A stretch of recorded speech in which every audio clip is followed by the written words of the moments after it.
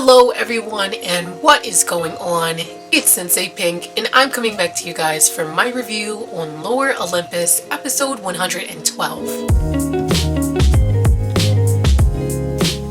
Now, before we get into this review, please take a moment and go follow me on both Instagram and Twitter and hit that subscribe and notification button to see more weekly videos. Alright guys, so in this episode we kick it off with a fresh start with Persephone spaced out in class. As her class comes to an end, Percy is snapped out of her daze when her professor hands off a bad grade and notes to her that isn't like her. Leaving school with Tori talking about her in the background, Percy ignores all of that and heads home to get hit with another frustration as she sees Apollo's car outside the house. Entering her home, Persephone then takes off her heels, sneaks past everyone, and goes to her room. Shortly after making it to her room, she looks over a birthday card with some money that her mother has sent her and promises herself that she will not go home.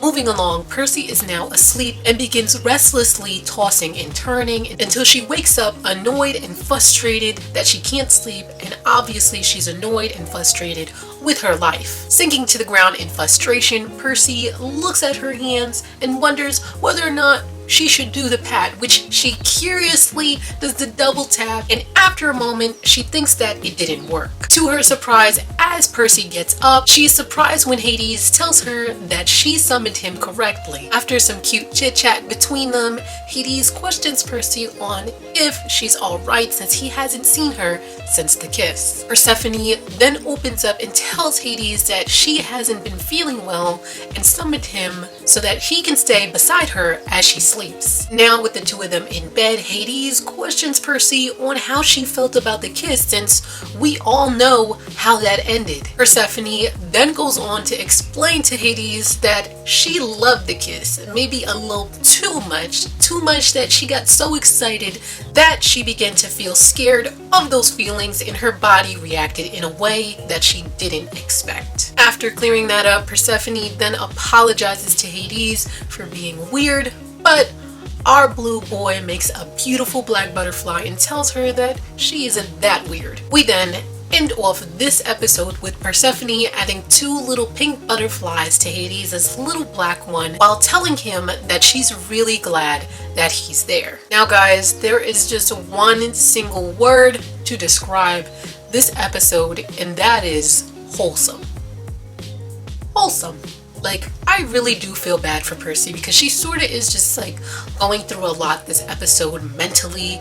But I am very happy that Hades was able to support her and the two of them got to clear some of the air between them. I also really, when I just kept looking back at this episode, I really feel like this episode in particular just sort of really sets up the future with, you know, Persephone spending 6 months with Demeter and then 6 months with Hades. I mean, aside from, you know, the Apollo situation, eating Percy alive, coupled with, you know, people hating her at school, you can tell that Persephone really sort of misses her mother a lot and is torn because number one, her heart is with Hades and she wants to stay near him in Olympus, and number two, she's trying to be strong on her own without her mother. Now that my thoughts are out of the way, let me hit you guys with some predictions for episode 113. For my only prediction today, I feel like this wholesome episode might just turn into a nightmare. I feel like since Artemis didn't see Persephone come home,